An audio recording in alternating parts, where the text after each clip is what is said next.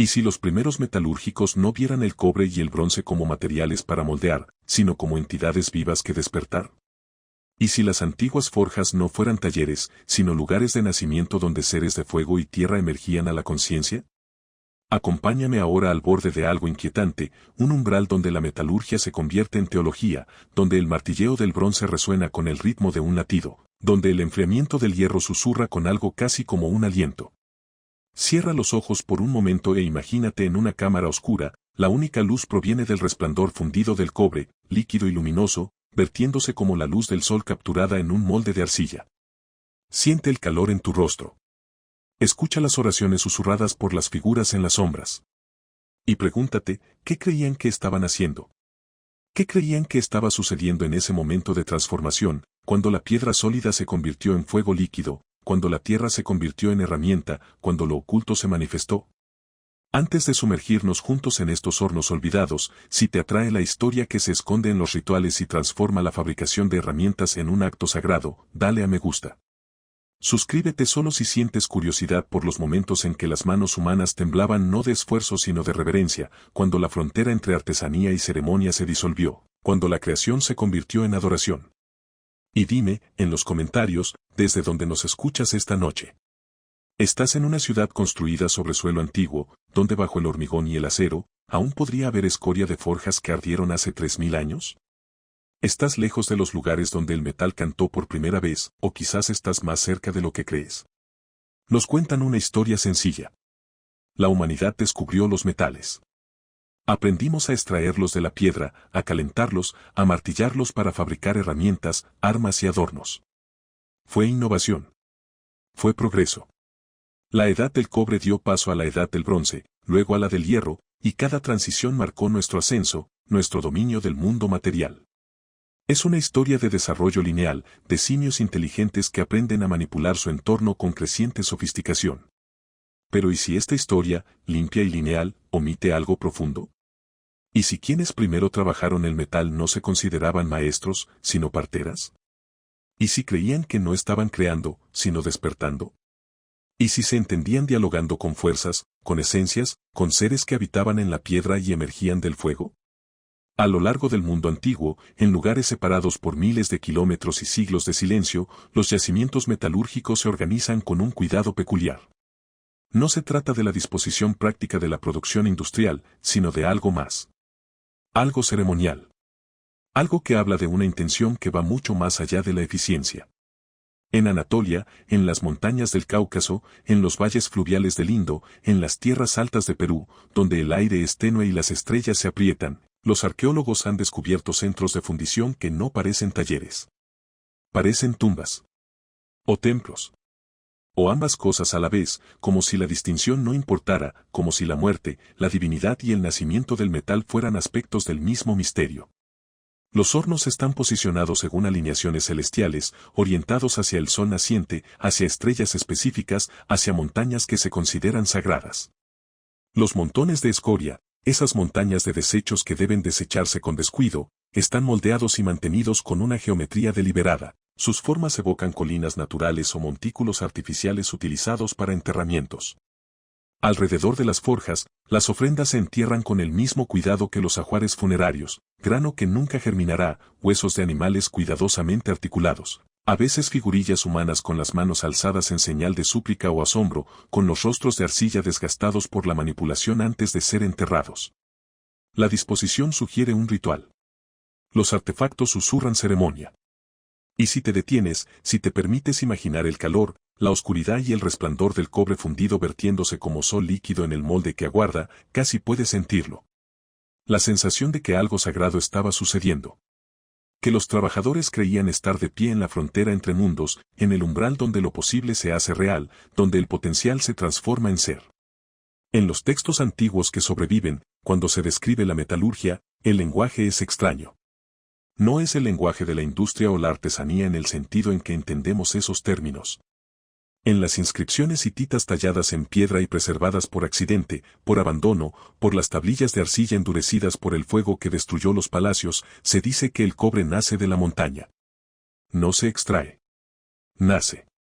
como si la montaña misma estuviera preñada, como si el mineral fuera un niño durmiendo en la piedra, esperando el momento del parto. En los himnos sumerios escritos en tablillas que han sobrevivido 4000 años en la tierra seca de Mesopotamia, el herrero es llamado pastor de metales, guiándolos como uno guiaría a las criaturas vivientes, pastoreándolos, cuidándolos, conociendo la naturaleza y el temperamento de cada uno. En los papiros egipcios, el hierro que cae del cielo, el hierro meteórico, es descrito como los huesos de los dioses, y el hierro terrestre, trabajado por manos humanas, extraído de la tierra y liberado por el fuego, es tratado con hechizos que reconocen su vida anterior dentro de la montaña, su viaje de la oscuridad a la luz, su transformación de salvaje a domesticado. Incluso en China, en las primeras inscripciones en bronce grabadas en las superficies de vasijas rituales, vasijas creadas para albergar ofrendas a los antepasados, para servir de puente entre los vivos y los muertos. La fundición de estos objetos se acompaña de descripciones del metal despertando a su propósito, de ser domesticado por el fuego y la oración, de aceptar la forma y la función que la necesidad humana requiere. Esto no es una metáfora en el sentido en que la entendemos, donde el lenguaje embellece una realidad mundana con una decoración poética. No es simbólico en el sentido en que usamos esa palabra, donde una cosa representa otra. Los rituales son demasiado elaborados. La coherencia entre culturas es demasiado exacta. Estos pueblos, separados por la geografía y el tiempo, por el idioma y las costumbres, parecen compartir una creencia precisa y profunda: los metales no son inertes. Los metales tienen esencia. Los metales deben ser respetados, honrados, inducidos a cooperar. Trabajar el metal es interactuar con una fuerza viva, una fuerza que puede ser peligrosa si se aborda sin preparación, sin el estado mental adecuado, sin los rituales que establecen una relación correcta. Consideremos la cultura chavín del antiguo Perú, que floreció en el primer milenio A.C. en los altos Andes, donde las montañas rasgan el cielo y el aire mismo parece diferente, cargado, cercano a algo sobrenatural. En Chavín de Huántar, en lo profundo de un valle rodeado de cumbres, los arqueólogos descubrieron un taller metalúrgico oculto dentro del complejo del templo. No adyacente al templo, como cabría esperar, con lo sagrado y lo práctico ocupando espacios separados pero contiguos. En su interior, los hornos estaban integrados en la arquitectura sagrada, integrados en la estructura pétrea del templo, posicionados de forma que el humo ascendiera por canales excavados en la roca, canales que también transportaban el sonido, creando un efecto acústico que hacía que toda la estructura zumbara y rugiera durante la fundición, como si el edificio mismo estuviera vivo, respirando, cantando con la voz de la transformación. Los trabajadores, los sacerdotes, eran la misma gente. No había distinción. Forjar oro era celebrar una liturgia. Verter metal fundido era participar en un drama cósmico. ¿Y el oro mismo? En la iconografía de Chavín, en las tallas en piedra, en los textiles y en los objetos que sobreviven, el oro se asocia con la transformación, con el límite entre lo humano y lo divino, con el momento en que la materia se convierte en espíritu, cuando lo físico se abre a lo metafísico. O viaja al oeste, a través del océano del tiempo y el espacio, hasta los hititas. En su capital, Atusa, en lo que hoy es Turquía, encaramada en un afloramiento rocoso con vistas a una llanura, los archivos reales contienen tablillas con rituales inscritos para la purificación del hierro. No son instrucciones para refinar el mineral en el sentido técnico, ni recetas para lograr un mayor contenido de carbono o eliminar impurezas de azufre. Son oraciones. Son ceremonias que reconocen el origen del hierro en el inframundo, en los oscuros lugares bajo la tierra donde el calor, la presión y el tiempo producen su lenta alquimia. Las tablillas tratan al metal como una deidad cautiva, un poder que ha surgido de las profundidades y que debe ser apaciguado, honrado, abordado con las palabras y los gestos correctos antes de que pueda servir a los propósitos humanos. El propio rey participó en estos rituales. No a través de representantes. No por decreto. Personalmente. El hierro era demasiado poderoso, demasiado peligroso, para ser manipulado sin preparación espiritual. Era el metal de las tormentas, del dios que manejaba el rayo, y trabajarlo era trabajar con fuerzas que podían destruir con la misma facilidad con la que crear. El patrón se repite en todo el mundo.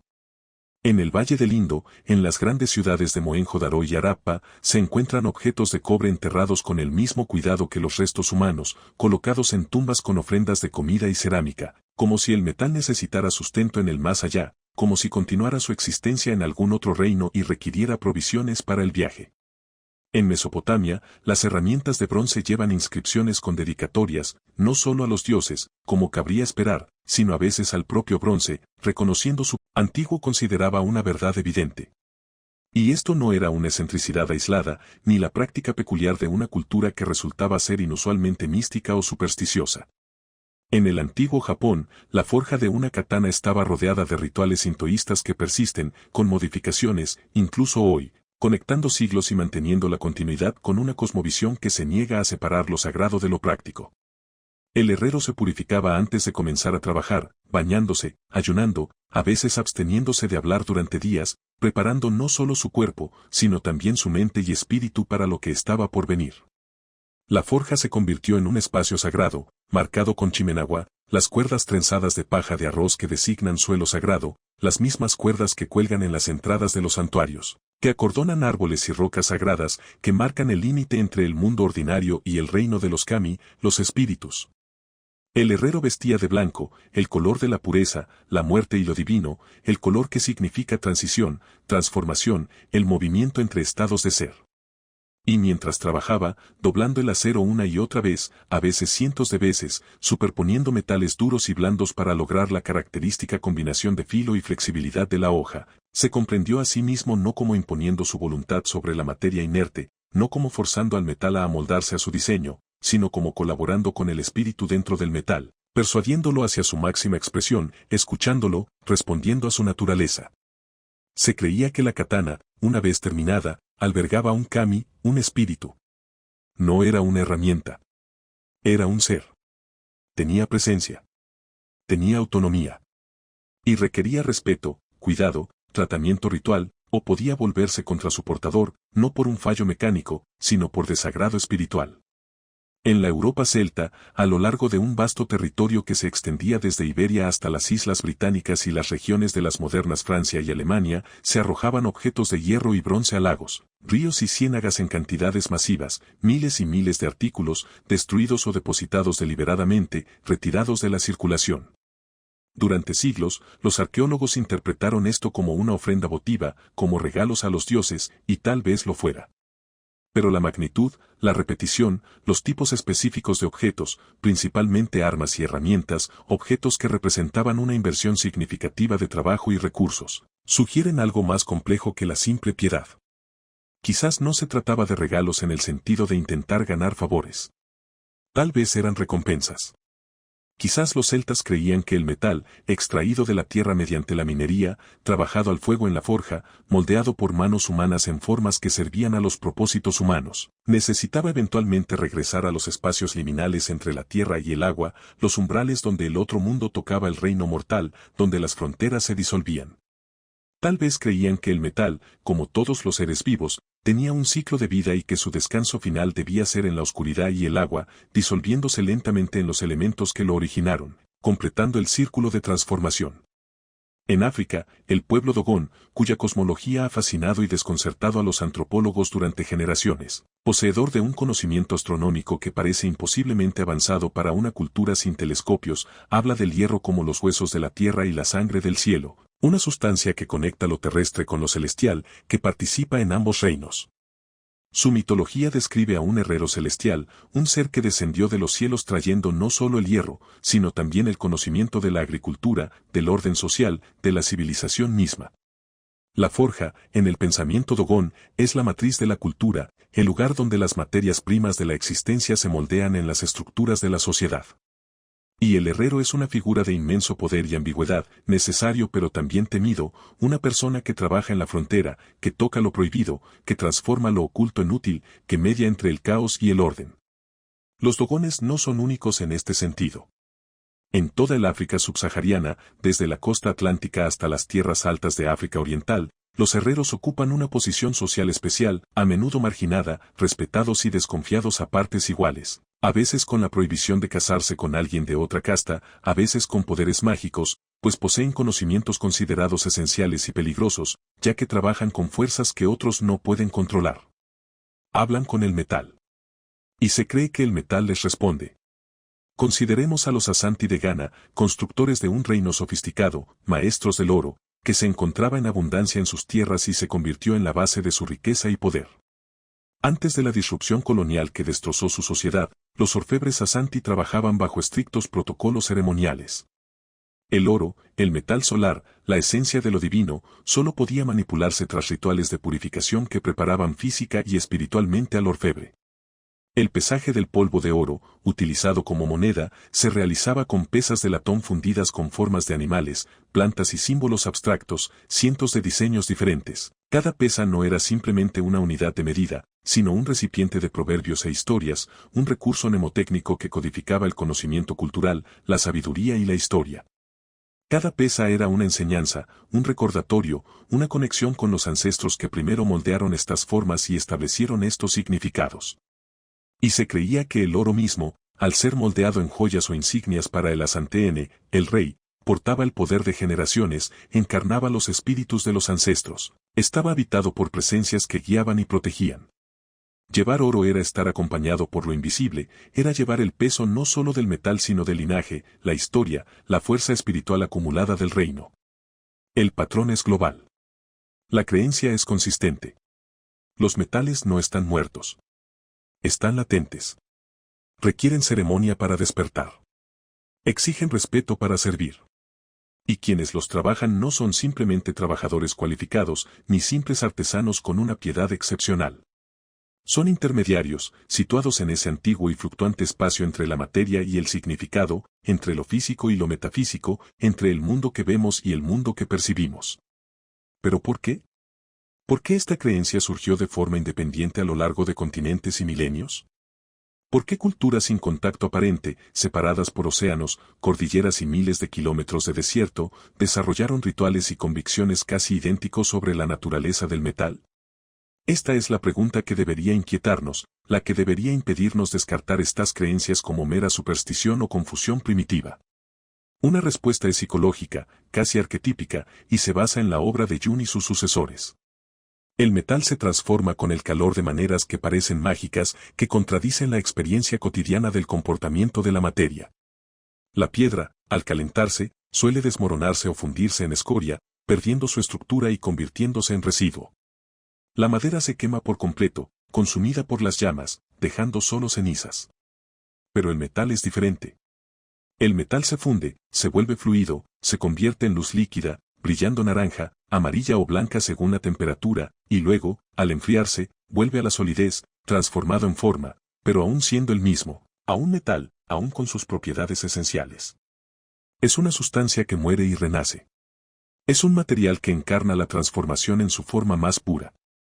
Quizás la mente humana, al observar esto una y otra vez, generación tras generación, en una cultura tras otra, no pudo evitar verlo como análogo a la vida, al ciclo de muerte y renacimiento que gobierna toda la existencia orgánica, al misterio de cómo la vida emerge de la materia y regresa a ella. Tal vez tratar al metal como si estuviera vivo no fuera una superstición, sino un reconocimiento intuitivo de un patrón profundo en la realidad, una percepción de que la materia misma participa en los procesos que asociamos con la vida, cambio, respuesta, memoria, transformación. Pero existe otra posibilidad. Una más inquietante. Una posibilidad que la evidencia arqueológica, los patrones lingüísticos y la distribución global de creencias idénticas parecen susurrar, si estamos dispuestos a escuchar. ¿Y si estos rituales preservan un recuerdo? ¿Y si, hace mucho tiempo, en una época anterior a las civilizaciones que estudiamos, anterior a los registros escritos en los que confiamos, la metalurgia se aprendió por primera vez de alguien, algo, que entendía el metal de maneras que hemos olvidado? ¿Y si las ceremonias no fueran mitos inventados, sino instrucciones degradadas, vestigios de un conocimiento real, ahora oscurecido por el tiempo, ahora malinterpretado como religión en lugar de reconocido como ciencia? Esto es especulación, sí. Pero no es una especulación descabellada. Se basa en la observación. La repentina aparición de metalurgia sofisticada en el registro arqueológico, sin largos periodos de experimentación. La distribución global de creencias y prácticas idénticas. El conocimiento técnico arraigado en el lenguaje ceremonial. La afirmación persistente, en todas las culturas, de que el conocimiento fue enseñado, dado, revelado por seres anteriores, por ancestros, por dioses, por maestros descritos de maneras que sugieren que no eran enteramente mitológicos. Sigamos ese hilo inquietante. Examinemos el conocimiento metalúrgico en sí, codificado en mitos y rituales, y preguntémonos si sugiere algo más que el descubrimiento independiente mediante ensayo y error. El Rigveda, uno de los textos más antiguos que se conservan de la civilización humana, compuesto en sánscrito hace más en polvo, que produce una masa esponjosa de hierro mezclada con escoria que debe trabajarse a fondo para consolidar el metal y eliminar las impurezas. Es un proceso laborioso, técnicamente exigente y fácil de equivocar.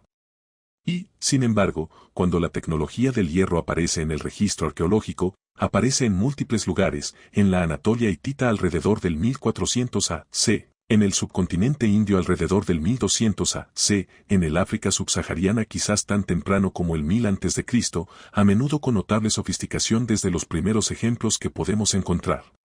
Los hititas, a pocos siglos de la primera aparición de la tecnología del hierro, producían acero, hierro carburado deliberadamente para aumentar la dureza, un proceso que requiere un control preciso de la temperatura y la exposición al carbono, que requiere comprender la relación entre el calor, el tiempo y la difusión de los átomos de carbono en la estructura cristalina del hierro. ¿Cómo? ¿Cómo lo supieron? ¿Cómo aprendieron, en tan poco tiempo, a controlar un proceso que es invisible, que opera a nivel atómico, que requiere mecanismos de retroalimentación y pruebas empíricas que deberían tardar generaciones en desarrollarse? Los rituales, los mitos, hablan de maestros. No de forma vaga, sino específica e insistente, en todas las culturas. El dios griego Hefesto, el herrero divino, es expulsado del Olimpo por Zeus y desembarca en la isla de Lemnos, donde establece su forja y enseña a la humanidad la metalurgia, les da el fuego y les muestra cómo moldear el bronce y el oro. Prometeo roba el fuego a los dioses y se lo da a los humanos, y en muchas versiones del mito, este fuego es específicamente el fuego de la forja, el fuego que posibilita la metalurgia, el conocimiento que separa a la humanidad civilizada de los animales. En la mitología nórdica, los enanos, que viven bajo las montañas en salas talladas en piedra, son los herreros originales, y enseñan su oficio a dioses y hombres por igual, y los mayores tesoros de los dioses, Mjolnir el martillo de Thor, Gungnir la lanza de Odín, Draupnir el anillo que multiplica el oro, son todos forjados por estos seres subterráneos que parecen entender el metal a un nivel más allá de la comprensión humana, que trabajan en la oscuridad, que son descritos como antiguos, como existentes antes de la era actual del mundo. En Mesoamérica, donde la metalurgia se desarrolló más tarde y aparentemente de forma independiente, tras la desaparición del puente terrestre hacia Asia, tras cualquier contacto directo plausible con las culturas metalúrgicas del Viejo Mundo, se le atribuye al dios Quetzalcóatl, la serpiente emplumada, una de las deidades más importantes del panteón mesoamericano, la enseñanza a la humanidad de numerosas habilidades civilizadoras, incluida la metalurgia. Se le describe como proveniente del otro lado del mar, del este, trayendo conocimiento y enseñando las artes de la civilización a pueblos que vivían en la oscuridad y la ignorancia antes de su llegada. En las tradiciones de África Occidental, el primer herrero desciende del cielo, trayendo el hierro y las herramientas para trabajarlo, un regalo de los dioses a la humanidad, una tecnología que posibilita la agricultura, la guerra y la transformación de la sociedad. En el tiempo de los sueños de los aborígenes australianos, aunque los pueblos aborígenes no trabajaban el metal de forma tradicional, hay historias de seres ancestrales que dieron forma a la tierra usando herramientas que sonaban como truenos y brillaban como el sol, herramientas que suenan notablemente como herramientas de metal. Aunque la tecnología nunca fue adoptada, nunca se integró en la cultura aborigen como en otros lugares. Siempre hay un maestro. Siempre, el conocimiento proviene de afuera, de más allá de la comunidad humana tal como existe en el momento presente. No se descubre solo mediante la inteligencia humana. Se revela. Se da. Se transmite por dioses, por ancestros, por seres de otros lugares, ya sea de otras partes de la geografía o del tiempo, seres que ya poseían el conocimiento y eligieron, o se vieron obligados, a compartirlo. Y los rituales, al examinarlos con atención, a veces contienen información práctica incrustada en el lenguaje ceremonial, oculta a simple vista, preservada en un marco de mitología y religión. Las oraciones hititas para la purificación del hierro describen pasos específicos, ciclos de calentamiento y tempel, que corresponden a procesos metalúrgicos reales necesarios para eliminar impurezas y controlar la dureza. Calentar el hierro hasta que brille al rojo vivo. Sumergirlo en agua. Repetir. Estas no son acciones religiosas arbitrarias. Son técnicas prácticas de metalistería. Las oraciones las describen. Las ceremonias las representan. Y el lenguaje las considera sagradas, como si requirieran la presencia divina, la aprobación divina. Los himnos védicos contienen referencias a plantas y sustancias específicas utilizadas como fundentes y agentes de Temple, enterradas en una metáfora poética que los eruditos apenas han comenzado a descifrar. Ciertas plantas, al añadir sus cenizas al horno, reducen el punto de fusión de las impurezas, lo que facilita su separación del metal. Esto es química. Pero en los himnos se describe como una invocación al espíritu de la planta para que ayude al espíritu del metal, como una relación entre seres vivos, como cooperación más que como una reacción química. La práctica celta de lanzar espadas al agua, si bien es ciertamente simbólica y está relacionada con creencias sobre el más allá y la naturaleza liminal de lagos y ríos, también tiene un propósito práctico, el Temple, el enfriamiento rápido que altera la estructura cristalina del metal y aumenta su resistencia. ¿Se añadió el simbolismo al conocimiento práctico, o este se conservó dentro del simbolismo? Entendieron los celtas el Temple como un proceso técnico y luego desarrollaron mitos para explicar su funcionamiento, o realizaron el ritual porque los mitos se lo indicaban y descubrieron empíricamente que mejoraba el metal. Quizás el ejemplo más impactante proviene de la antigua China. Los bronces chinos más antiguos, de la dinastía Zhang, alrededor del 1600 a.C., no son intentos rudimentarios, ni el producto de una cultura que apenas estaba aprendiendo a trabajar el metal. Son obras maestras. Los vasos rituales, los calderos din, los recipientes para vino sun, los vasos para beber jue, muestran técnicas de fundición que siguen siendo impresionantes incluso para los estándares modernos. Formas complejas. Múltiples componentes unidos a la perfección. Intrincadas decoraciones superficiales, las máscaras de monstruos taotie, los meandros y espirales, fundidos directamente en la superficie con una precisión que requiere un sofisticado diseño de molde. Paredes delgadas que requieren un control preciso de la composición de la aleación y el diseño del molde para evitar grietas o una fundición incompleta. Y muchos de estos vasos llevan inscripciones con dedicatorias que hablan del bronce mismo como participante en el ritual, como conducto para la comunicación con los ancestros, como un recipiente no solo en el sentido físico sino también en el espiritual, que contiene, canaliza y transmite la presencia de los muertos al mundo de los vivos. En todos los casos, en todas las culturas que examinamos, la metalurgia se eleva más allá de la artesanía. Es misterio. Es iniciación. Es acceso a un poder que se entiende como algo más que humano, que conecta al trabajador con fuerzas y seres más allá del mundo ordinario. El herrero no es simplemente un trabajador cualificado. Él, y a veces ella, es una persona singular, una persona que ha recibido una formación tanto técnica como espiritual, que posee un conocimiento práctico y sagrado a la vez. ¿Qué debemos interpretar de esto? ¿Qué significa que toda la humanidad antigua parezca coincidir, sin comunicación aparente, sin un patrimonio cultural compartido, en que el metal no es inerte, que trabajarlo no es solo una habilidad, sino algo sagrado? ¿Qué significa que todos los mitos digan lo mismo, que los rituales sigan los mismos patrones, que el lenguaje encierra las mismas creencias? Pasemos ahora al lenguaje mismo, a las palabras utilizadas para describir los metales y su trabajo, y descubramos lo que revelan sobre la mente antigua y tal vez sobre realidades olvidadas que una vez fueron entendidas pero que ahora están perdidas para nosotros. En sumerio, la palabra para cobre, aldea comparte una raíz con palabras que significan fundamento y establecer, lo que sugiere que el cobre no es solo un material, ni una sustancia entre muchas, sino literalmente la sustancia sobre la que se funda la civilización, tanto lingüística como conceptualmente. La palabra para bronce, elegir también puede significar, brillante, o, sagrado, y aparece en palabras compuestas que describen el mobiliario del templo y los emblemas divinos, objetos que conectan la tierra y el cielo, lo mortal y lo inmortal. El lenguaje no separa lo práctico de lo sagrado. Son uno. Hablar de bronce es hablar de lo sagrado. Las palabras están entrelazadas, son inseparables. En el antiguo egipcio, el jeroglífico del cobre representa el Ang, símbolo de la vida, combinado con otros elementos que especifican la naturaleza material de la sustancia. La palabra del se refería no solo al metal, sino al concepto de mineral, de potencial, de esencia oculta a la espera de ser revelada, sugiriendo que el metal, incluso antes de ser extraído, incluso mientras duerme en la piedra, ya es algo, ya posee identidad, ya existe en un estado de latencia que se cumplirá mediante la acción humana. Hierro, VANPT, era metal del cielo, reconociendo el origen meteorítico del hierro más antiguo trabajado en Egipto, hierro que cayó del cielo ya purificado, ya liberado de la piedra, Ya moldeado por fuerzas más allá del control humano, los huesos literales de estrellas caídas, fragmentos del cosmos incrustados en la Tierra.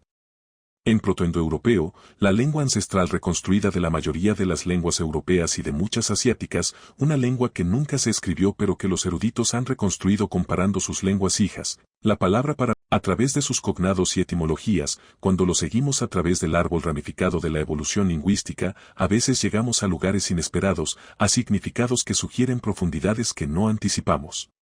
La palabra oro en muchas lenguas indoeuropeas deriva de una raíz que significa amarillo, lo cual parece obvio, y parece ser una simple descripción de la cualidad más evidente del metal. Pero en algunas lenguas semíticas, el oro, saab en hebreo, se relaciona con palabras que significan brillar, pero también ser puro, y, en una etimología más profunda, posiblemente con palabras que describen el resplandor divino, el resplandor que emana de la presencia de Dios, la gloria de la sequina que llenó el templo y apareció en la montaña. El oro no se valora solo por su rareza o belleza, ni simplemente porque es escaso y no se deslustra. Se valora porque es la manifestación terrenal de una cualidad celestial, la expresión física de la luz divina, la forma visible de una realidad invisible. La plata, en cambio, suele asociarse lingüísticamente con la blancura, con la luna, con el reflejo más que con la emisión de luz. En sánscrito, delimitar significa plata, y está emparentado con palabras que describen el brillo y el orbe lunar, conectando el metal con la noche, con los ciclos, con las fases cambiantes de la luna que miden el tiempo y gobiernan las mareas. En muchas culturas, la plata es el metal de la noche, de lo divino femenino, de la magia sutil e indirecta, en contraste con el poder solar, masculino y directo del oro. La dualidad no es meramente poética. Está arraigada en el uso ritual. Oro para los dioses del sol, para los reyes, para las dedicaciones permanentes, para los objetos destinados a perdurar inmutables. Plata para las diosas de la luna, para los ciclos, para las ofrendas que deben retornar, circular, cambiar de manos y cambiar de forma. Y luego está el hierro. En casi todas las familias lingüísticas, las palabras para hierro aparecen después de las palabras para cobre y bronce, a menudo superponiéndose o reemplazando términos anteriores, a veces apareciendo como préstamos de culturas vecinas, lo que sugiere que la tecnología del hierro se difundió de forma distinta a la del cobre, y que su difusión siguió patrones distintos. En latín, hierro es de origen incierto, posiblemente tomado de una lengua de sustrato preindoeuropea, la lengua de los pueblos que habitaban Italia antes de la llegada de los pueblos de habla latina. En griego, sideros puede derivar de una raíz que significa estrella, lo que nuevamente reconoce la fuente meteorítica del hierro primitivo, el metal que descendió del cielo antes de ser extraído de la tierra. En las lenguas celtas, el hierro se asocia con palabras que significan duro y fuerte, lo que enfatiza sus cualidades prácticas, pero también, en algunos contextos, con palabras que significan extraño o foráneo, como si el metal mismo viniera de fuera, como si fuera, lingüística y culturalmente, un intruso, un recién llegado que desplazó a los bronces más antiguos. El vocabulario metalúrgico es un palimpsesto, un texto estratificado donde los significados antiguos se revelan a través de los nuevos, donde cada cultura escribe sobre lo anterior sin borrarlo por completo. Cada capa del lenguaje cuenta una historia. Y las capas más antiguas, aquellas que apenas podemos vislumbrar mediante la reconstrucción, la comparación cuidadosa de lenguas relacionadas, el estudio de préstamos y cognados, cuentan una historia de metales que no son objetos sino esencias, de transformación que no es técnica sino misterio, de conocimiento dado, enseñado y transmitido por alguien que comprendió lo que realmente es el metal, que vio más allá de la superficie hacia la naturaleza más profunda. ¿Quiénes fueron esos maestros? ¿De dónde vinieron? ¿Y qué sabían que hemos olvidado? Un conocimiento ahora sepultado bajo milenios de mitos y rituales, visible solo en fragmentos, en las extrañas repeticiones de creencias, en las palabras que no deberían compartirse entre culturas desconectadas, pero lo hacen, en las prácticas que deberían haber evolucionado de forma diferente en el aislamiento, pero no lo hicieron. Ahora debemos afrontar la naturaleza global de este fenómeno. Debemos presentar la evidencia, cultura por cultura, continente por continente, y reconocer que lo que observamos no es una excentricidad regional ni las creencias peculiares de una o dos sociedades, sino un patrón mundial, una comprensión compartida del metal que trasciende la geografía y la cronología de maneras que exigen explicación, que resisten a la fácil desestimación, que perturban la cómoda narrativa del desarrollo independiente y la evolución convergente. comienza en Mesopotamia, la tierra entre los ríos Tigris y Eufrates, donde la civilización, tal como la entendemos convencionalmente, surgió de las aldeas agrícolas dispersas del Neolítico. Los sumerios, alrededor del 4000 a.C., trabajaban el cobre, martillándolo en frío y luego aprendiendo a recocerlo, calentarlo y enfriarlo para restaurar su maleabilidad. Para el 3300 a.C., ya poseían el bronce, la aleación de cobre y estaño más dura, duradera y capaz de mantener un filo más afilado. Sus sellos cilíndricos, pequeñas piedras talladas rodadas sobre arcilla para crear impresiones, marcar la propiedad, sellar recipientes y documentos, representan a herreros en las forjas, a menudo acompañados de figuras divinas, deidades que supervisaban el trabajo, lo bendecían y participaban en él. Los sellos muestran a los trabajadores no en la postura de obreros inclinados sobre sus tareas, sino de suplicantes, con la cabeza inclinada y las manos en posición de oración u ofrenda, lo que sugiere que el acto de trabajar el metal se entendía como algo que ocurría en presencia de lo divino, como algo que requería la aprobación divina, la asistencia divina. Y en el mito sumerio de Enki, el dios de la sabiduría y el agua dulce, el dios del océano subterráneo, Apsu, de donde emana toda fertilidad, es también el dios de los artesanos, el patrón de quienes trabajan con sus manos para transformar el mundo. Y enseña a la humanidad las artes de la civilización, incluida la metalurgia, y lo hace deliberadamente, como un regalo, como un acto de instrucción divina, en contra de los deseos de otros dioses que temen que la humanidad, armada con conocimiento, se vuelva demasiado poderosa, demasiado independiente. Diríjase al norte, a Anatolia, la alta meseta de la actual Turquía, tierra de antiguos reinos y encrucijada de culturas. Hacia el 1400 a.C., los hititas eran los maestros del hierro, monopolizando su producción, lo que les otorgaba poder militar y económico sobre sus vecinos. Guardaban celosamente el secreto de su producción, negándose a compartir el conocimiento ni siquiera con sus aliados más cercanos. Exportaban objetos de hierro como obsequios diplomáticos a Egipto y a Siria, enviando espadas, dagas y herramientas como gestos de buena voluntad o demostraciones de poder, pero no exportaban el conocimiento de cómo producirlos. ¿Por qué? Porque el conocimiento es sagrado.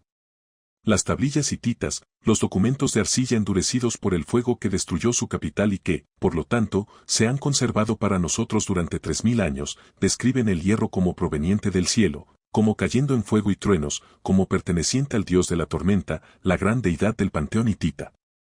Producir hierro es participar del poder divino, canalizar fuerzas que pertenecen propiamente a los dioses. Las forjas se encuentran dentro de complejos de templos, integrados en la arquitectura sagrada.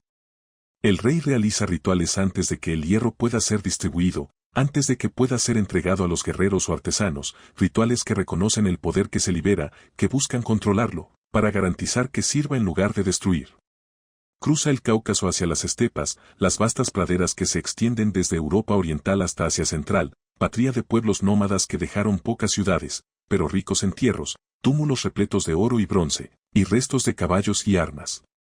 Entre los escitas y sus vecinos, la metalistería alcanzó una cúspide artística raramente igualada en el mundo antiguo.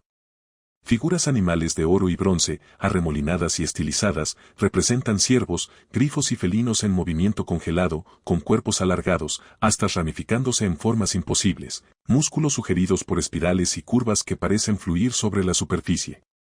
No son meros adornos, ni simples objetos bellos creados para el placer estético. Son símbolos chamánicos. Los escitas creían en la transformación, en la capacidad del chamán para convertirse en el animal, para adoptar su forma, para viajar entre mundos con forma animal. Y los objetos de metal, encontrados en los kurganes, túmulos funerarios, se colocan junto a los muertos como compañeros, como guías, como recipientes de poder que permitirán al difunto navegar hacia el más allá, transformarse, continuar existiendo en un reino donde las fronteras entre lo humano y lo animal, entre lo físico y lo espiritual, se disuelven. Descienda al subcontinente indio, el gran triángulo terrestre que cuelga de la masa de Asia, separado por montañas, conectado por pasos, un mundo en sí mismo. El Rigveda describe a Tvastar, el herrero divino, el artesano de los dioses, quien forja las armas que empuñan contra los demonios y el caos. El Mahabharata, la gran epopeya, habla de armas celestiales forjadas por los dioses y otorgadas a los héroes, armas con nombres, con personalidades, con poderes que trascienden lo físico, armas que no pueden usarse a la ligera porque contienen fuerzas que escapan al control humano, fuerzas que pueden destruir a quien las empuña con la misma facilidad que al enemigo. Y arqueológicamente, la civilización del Valle del Indo, contemporánea con la Mesopotamia temprana, contemporánea con las primeras dinastías de Egipto, muestra evidencia de una producción de bronce altamente organizada, pesas estandarizadas y extensas redes comerciales para obtener estaño del lejano Afganistán a través de montañas y desiertos. Esta organización sugiere no solo complejidad económica, sino también cohesión ideológica. El trabajo del metal era central para su sociedad. El mineral de hierro. Posteriormente, los reinos de Benín, Ileife y Gran Zimbabue utilizaron el bronce y el hierro en contextos ceremoniales y artísticos, creando objetos que rivalizan con cualquier objeto producido en Europa o Asia. Los bronces de Benín, elaborados mediante fundición a la cera perdida, representan reyes y dioses y se consideran el hogar de los espíritus de los antepasados, más que representaciones, verdaderos recipientes de la presencia. El conocimiento de la fundición era custodiado por gremios, controlados por la corte real, transmitido de generación en generación, inseparable del poder político y espiritual. Saber fundir bronce era poseer la capacidad de crear recipientes para lo divino, de dar forma física a los espíritus. En el sudeste asiático, la cultura Donzón de Vietnam, alrededor del año 600 a.C., producía tambores de bronce de extraordinaria complejidad, grandes vasijas cubiertas de intrincados patrones geométricos y escenas figurativas. Estos tambores no eran solo instrumentos musicales, ni simples herramientas para crear sonido, aunque cumplían esa función. Eran mapas cosmológicos, cuyas superficies estaban decoradas con imágenes del mundo espiritual, de barcos que transportaban almas a través del agua, de aves que representaban la trascendencia, del viaje desde la vida terrenal al más allá. Los tambores eran enterrados con la élite, colocados cuidadosamente en las tumbas, como si fueran portales, como si el propio bronce pudiera facilitar el viaje al más allá, como si el sonido que producían no fuera una mera vibración física, sino una llamada que pudiera oírse en otros reinos. En la Europa de la Edad de Bronce, desde Iberia hasta Escandinavia, desde Irlanda hasta los Balcanes, los objetos metálicos se rompían deliberadamente y se depositaban en ríos, ciénagas, cuevas, en lugares liminales, que representaban límites entre lo conocido y lo desconocido. Miles y miles de espadas, hachas, torques, escudos, calderos. ¿Por qué romperlos? ¿Por qué sacrificar objetos funcionales y valiosos que representaban una inversión significativa de trabajo y recursos? Porque no eran meros objetos. Eran ofrendas. Eran retribuciones. Eran actos de comunicación con los poderes que habitaban en los espacios liminales, con los dioses, espíritus o fuerzas que habitaban el umbral entre la tierra y el agua, entre la tierra sólida y la fluidez informe. La deposición de metal en el agua no era un desperdicio. Era una transacción. Era el reconocimiento de una deuda, el reconocimiento de que lo tomado de la tierra eventualmente debe regresar, que el ciclo de transformación no se completa hasta que el metal regresa a la oscuridad, se disuelve y recupera su potencial. El patrón es innegable. En todos los continentes habitados, entre culturas que no tuvieron contacto, que se desarrollaron independientemente, separadas por océanos, desiertos y cordilleras, el tratamiento del metal es consistente. Es sagrado. Está vivo. Está conectado con lo divino, con los ancestros, con las fuerzas que rigen la transformación y el poder. Las variaciones son superficiales. La estructura subyacente es la misma. En todas partes, los metalúrgicos se distinguen. En todas partes, la forja es un espacio sagrado. En todas partes, el metal se considera poseedor de autonomía, que exige respeto, capaz de responder. ¿Cómo se puede explicar esto solo por la invención independiente? ¿Cómo pueden culturas separadas por océanos y milenios desarrollar no solo la tecnología, lo cual podría explicarse por necesidades y materiales similares disponibles, sino también la teología, la misma teología, los mismos rituales, las mismas creencias sobre la naturaleza del metal y la práctica de la metalurgia? Consideremos las posibilidades. Examinemos las explicaciones ofrecidas por los académicos y las consideremos insuficientes, incompletas, incapaces de explicar todo el alcance de lo que observamos. Luego, abordemos la explicación restante, aquella que es inquietante pero coherente, inquietante pero convincente. La respuesta convencional es la difusión. La metalurgia se inventó una vez, o quizás varias, en unos pocos centros, y luego se difundió a través del comercio, la migración y el contacto cultural. La tecnología se trasladó, y con ella, las creencias asociadas, los rituales, el idioma y la cosmovisión. Esto es plausible para las regiones en contacto. La difusión de la tecnología del bronce desde Mesopotamia hasta Egipto, el Levante y Anatolia se puede rastrear a través de la evidencia arqueológica, el movimiento de objetos y los cambios en los estilos de los artefactos que sugieren interacción e intercambio. El movimiento del conocimiento del trabajo del hierro desde los hititas hacia el oeste, hacia Europa, hacia el sur, hacia África y hacia el este, hacia Asia, está documentado en la cronología, en las fechas de aparición del hierro en diferentes regiones y en los patrones de difusión que siguen las rutas comerciales y las rutas migratorias. Pero la difusión no explica las Américas. La metalurgia en los Andes y Mesoamérica se desarrolló de forma independiente tras la inmersión del puente terrestre hacia Asia al final de la Edad de Hielo, tras cualquier contacto plausible con las culturas metalúrgicas del Viejo Mundo. El puente terrestre de Bering se cerró hace aproximadamente 11.000 años. La metalurgia en Mesopotamia comienza hace unos 6.000 años. La diferencia temporal es enorme. Y, sin embargo, las creencias son paralelas. El oro como solar. La plata como lunar. Los metalúrgicos como especialistas sagrados. La forja como lugar de transformación. Estas no son similitudes superficiales que podrían surgir de una evolución cultural convergente. Son profundos paralelismos estructurales, patrones idénticos de pensamiento y práctica. La difusión no explica la simultaneidad, el inquietante hecho de que la metalurgia sofisticada aparezca en múltiples lugares dentro de periodos de tiempo relativamente estrechos.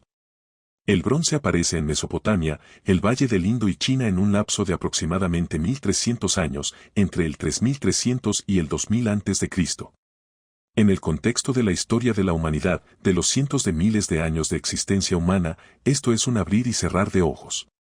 La fundición de hierro aparece en Anatolia, India y África subsahariana con pocos siglos de diferencia, aproximadamente entre el 1400 y el 800 a.C. Si estas tecnologías se transmitieran lentamente mediante el contacto gradual, mediante la difusión del conocimiento de persona a persona, de comunidad a comunidad, esperaríamos intervalos más largos, una difusión más gradual, más evidencia de etapas intermedias, de culturas que aprendieron la tecnología de forma imperfecta y luego la mejoraron a lo largo de generaciones. En cambio, vemos una aparición repentina, a menudo en forma plenamente desarrollada, como si el conocimiento llegara ya completo. Otra explicación propuesta por los académicos es el universalismo psicológico, la idea de que la mente humana, ante ciertos fenómenos, desarrolla naturalmente interpretaciones y respuestas similares.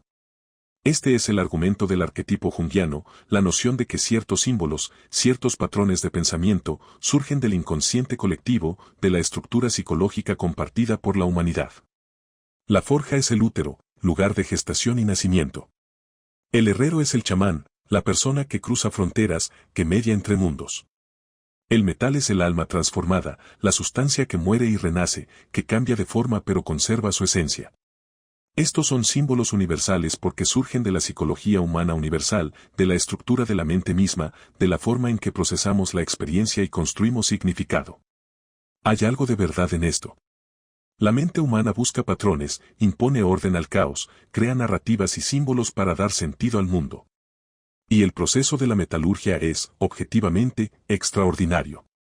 Presenciar la fusión de la piedra, ver la materia sólida licuarse, ver el fuego líquido vertido en forma, observar el enfriamiento, el endurecimiento y el nacimiento de algo nuevo, algo inexistente, es razonable que esto inspire asombro, que se interprete a través de la lente de la vida, la muerte y la transformación, a través de las categorías más poderosas disponibles para el pensamiento humano. Pero el universalismo psicológico no explica la especificidad, los detalles precisos que se repiten en las distintas culturas. ¿Por qué tantas culturas describen los metales como nacidos en lugar de extraídos, producidos o descubiertos? ¿Por qué no despertados en algunas culturas y creados en otras? ¿Por qué no capturados o revelados o cualquier otra metáfora que pudiera encajar? ¿Por qué es tan consistente el lenguaje del nacimiento? ¿Por qué los rituales en todos los continentes implican la misma secuencia de purificación antes de comenzar el trabajo, la consagración del espacio y las herramientas y la dedicación del objeto terminado? Estas no son asociaciones arquetípicas vagas.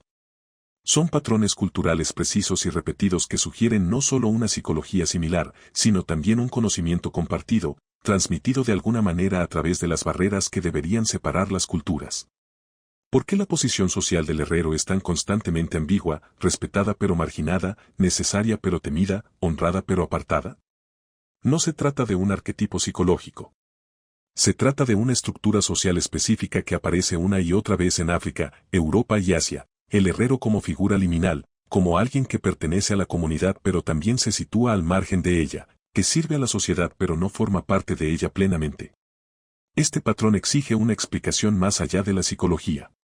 Y luego está el conocimiento en sí, el conocimiento técnico, la comprensión práctica de las proporciones de aleación, de las temperaturas de fundición, del témpel, revenido y recocido, de las docenas de variables que deben, inquietante posibilidad que se esconde bajo la consistencia, la repetición global, las apariciones repentinas, los detalles técnicos incrustados dentro del lenguaje ceremonial, la afirmación persistente a través de las culturas de que el conocimiento provino de maestros, de ancestros, de seres que existieron antes y que eligieron o se vieron obligados a compartir lo que sabían.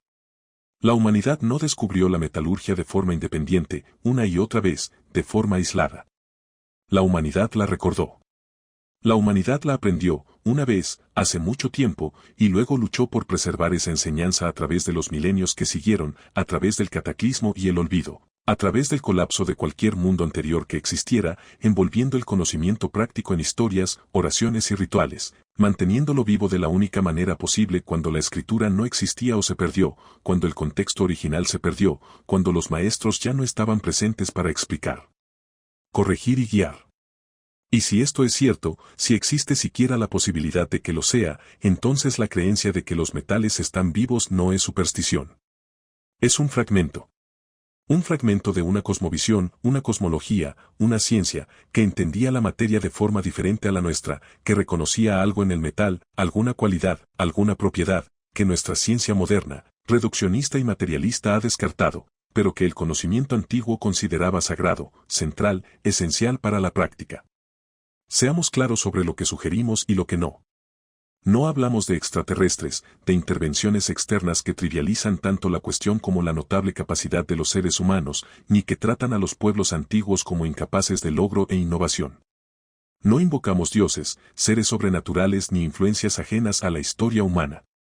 Pero sí hablamos de la posibilidad, la inquietante e insistente posibilidad, de que la historia humana sea más larga y compleja de lo que admite la narrativa convencional, de que antes de las civilizaciones que estudiamos, antes de la escritura, las ciudades y la arquitectura monumental que tomamos como marcadores de la civilización, existiera algo más, otra capa, otro capítulo, otra historia humana, ahora prácticamente borrada, pero que deja huellas, ecos, patrones que persisten en el mito, el ritual y las estructuras del lenguaje. El final de la última edad de hielo, la transición del Pleistoceno al Holoceno hace unos 11.700 años, no fue un calentamiento suave, ni un cambio gradual de frío a templado. Fue catastrófico. El Trias reciente, un retorno repentino a las condiciones glaciales hace unos 12.800 años, que duró más de un milenio, provocó un desplome de las temperaturas y el avance de las capas de hielo, interrumpiendo el lento calentamiento que se había estado produciendo. Y luego, hace unos 11.700 años, terminó abruptamente, en décadas, quizás en años. El hielo se derritió. Los glaciares retrocedieron. El nivel del mar aumentó drásticamente, 120 metros, 400 pies, en el transcurso de unos pocos miles de años. Las costas, donde los humanos viven preferentemente porque proporcionan recursos, acceso a alimentos marinos y rutas para el viaje y el comercio, se inundaron, se ahogaron, se sumergieron bajo aguas que no han retrocedido. Paisajes enteros fueron borrados. El mundo que conocemos como antiguo, el mundo de Mesopotamia, Egipto y el Indo, está construido sobre terrenos más altos, sobre valles fluviales y llanuras que quedaron por encima del agua, sobre las ruinas de todo lo que existió antes, ruinas ahora bajo el agua, o enterradas bajo el limo depositado por milenios de inundaciones, o erosionadas por la erosión, la agricultura y la incesante expansión de los asentamientos humanos. Y si, antes del diluvio, antes del hielo, existieran sociedades humanas que hubieran desarrollado la metalurgia? No a nuestra escala industrial moderna, ni con nuestras fábricas ni nuestras cadenas de suministro globales, pero aún así la desarrollaron, la comprendieron, la practicaron, la valoraron y la integraron en su cultura, su economía y su comprensión del mundo. Y si esas sociedades, ante el colapso ambiental, la anegación de su mundo, la destrucción de todo lo que habían construido, se fragmentaran, se dispersaran, huyeran y llevaran consigo sus conocimientos al interior, a tierras más altas, a los valles fluviales que se convertirían en las cunas de las civilizaciones que reconocemos como las primeras? el conocimiento no llegaría intacto. No podría. Las estructuras sociales que lo sustentaban quedarían destruidas. Los talleres, los centros de formación, las bibliotecas, si existieran, todo se perdería. Los maestros, la mayoría morirían en la catástrofe o en el caos subsiguiente. Lo que sobreviviría serían fragmentos, llevados por los sobrevivientes, por los refugiados, por pequeños grupos que lograron escapar y encontrar nuevos hogares entre pueblos que no poseían el conocimiento, que tal vez sabían agricultura, que sabían alfarería, construir casas y organizar comunidades, pero que desconocían el metal. Y los sobrevivientes enseñarían lo que pudieran, transmitirían lo que recordaran, y a lo largo de generaciones, a lo largo de siglos, las historias se convertirían en mitos, las técnicas se convertirían en rituales, lo práctico se convertiría en sagrado, porque en ausencia de escritura, en la lucha por sobrevivir en un mundo transformado, la única forma de preservar el conocimiento es hacerlo inolvidable, envolverlo en una narrativa, darle peso emocional y espiritual, incrustarlo en una ceremonia, asegurar que se transmita no como información opcional sino como una verdad esencial, como algo que vale la pena preservar incluso cuando ya no se comprenda su significado completo. Esto es especulativo, sí. Pero no es una especulación descabellada. No es fantasía. Se basa en la observación, en los patrones que podemos ver, en las preguntas que las explicaciones convencionales no logran responder. Es coherente. Explica la repentina aparición de la metalurgia sofisticada en múltiples lugares sin largas secuencias de desarrollo. Explica las creencias compartidas, el patrón global de reverencia y ritual que trasciende las fronteras geográficas y culturales. Explica los ecos lingüísticos, las palabras que transmiten significados más antiguos que las culturas que las hablan, que preservan asociaciones entre el metal y la vida, entre la forja y la divinidad. Y explica la sensación, persistente a través de las tradiciones, insistente en los mitos y las ceremonias, de que el conocimiento fue dado, enseñado, revelado por ancestros o dioses o seres que vinieron antes, que poseían una comprensión que entonces se perdió y ahora debe ser recordada. La lista de reyes sumerios, uno de los documentos históricos más antiguos que poseemos, habla de reyes que gobernaron antes del diluvio, reinados de una duración imposible, miles de años, decenas de miles de años. Seguidos por el diluvio, seguidos por la realeza que descendió del cielo una vez más, seguidos por gobernantes con reinados de mayor duración, seguidos por los reyes históricos cuya existencia podemos verificar mediante otras fuentes. Esto se descarta como mitología, como la incapacidad de la mente antigua para distinguir la historia de la fantasía. Pero ¿y si se trata de una historia distorsionada? ¿Y si los reyes que gobernaron antes del diluvio fueron líderes de sociedades antediluvianas y sus reinados imposibles son el resultado de copiar, volver a copiar y traducir erróneamente registros que preservaban la memoria de un tiempo perdido, un tiempo que parecía inconmensurablemente lejano para los propios sumerios, tan antiguo que no podían concebirlo en términos ordinarios, por lo que lo codificaron en números exagerados, en lenguaje mítico, en formas que preservaban la verdad? ¿Esencial de que hubo un antes, aunque se perdieran los detalles? El filósofo griego Platón, escribiendo en el siglo IV a.C., relata la historia de la Atlántida, contada, según él, por sacerdotes egipcios en el templo de Sais, quienes afirmaban que se trataba de historia antigua preservada en los registros de sus templos, un conocimiento que los griegos habían olvidado, pero que los egipcios conservaban. La Atlántida, una civilización avanzada, destruida por un cataclismo, se hundió en el mar en un solo día y noche de desastre. Los académicos debaten si Platón inventó la historia como alegoría, como vehículo para sus ideas filosóficas sobre la sociedad ideal y la decadencia moral, o si estaba relatando algo en lo que los egipcios realmente creían, algo que habían registrado y preservado.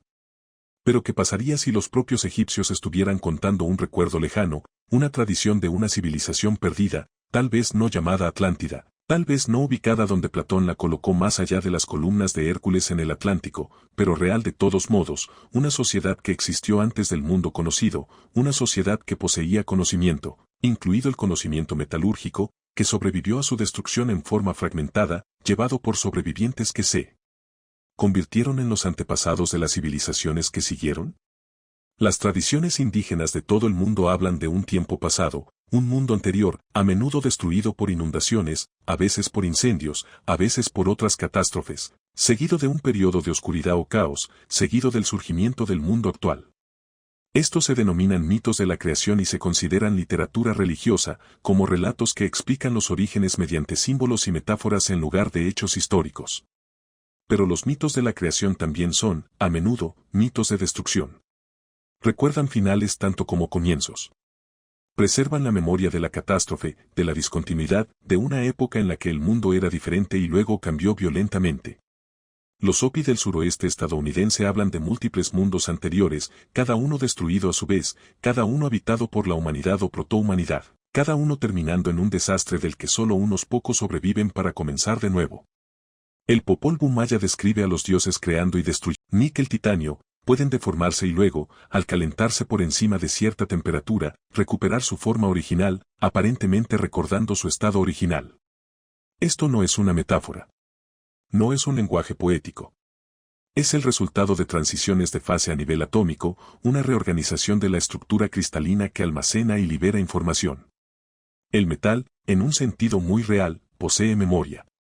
Conserva información sobre su estado anterior y puede recuperarlo cuando las condiciones lo permiten. Hablamos de fatiga del metal, el debilitamiento y la eventual falla del metal bajo tensión repetida, bajo ciclos de carga y descarga, bajo vibración, flexión o torsión. El metal se cansa, decimos. Acumula daños. Envejece. Con el tiempo, a un nivel microscópico invisible al ojo humano, se forman dislocaciones en la red cristalina, las grietas se propagan a lo largo de los límites de grano y las propiedades del material cambian, su resistencia disminuye, su ductilidad se pierde, hasta que finalmente falla, se fractura, se rompe. En cierto sentido, está vivo en su degradación, en su movimiento gradual hacia el fracaso y la muerte, en su vulnerabilidad al tiempo y la tensión. Hablamos del diseño de aleaciones como si estuviéramos cultivando metales, combinando diferentes elementos para lograr las características deseadas, seleccionando por resistencia, ductilidad, resistencia a la corrosión o conductividad, creando nuevos materiales con propiedades que surgen de la combinación, que son más que la suma de sus partes. Funcionalmente, estamos gestando nuevas formas de materia, transformando el potencial en realidad, creando sustancias que no existían en la naturaleza, que existen solo porque la intención y el conocimiento humanos las crearon. La nanotecnología moderna trata la materia a escala atómica como si tuviera capacidad de acción, como si pudiera ser dirigida, guiada y persuadida para organizarse en configuraciones específicas. Manipulamos átomos individuales mediante microscopios de efecto túnel, moviéndolos uno a uno, construyendo materiales con propiedades diseñadas, de abajo a arriba, átomo a átomo. Creamos catalizadores, materiales que facilitan las reacciones químicas sin consumirse, materiales que, en cierto sentido, hacen posible la vida, la química y la transformación, actuando como intermediarios entre los reactivos. ¿Es esto tan diferente de la antigua concepción del metal como poseedor de esencia, como participante activo en el proceso, con un papel que desempeñar en la transformación que va más allá de ser un mero material pasivo?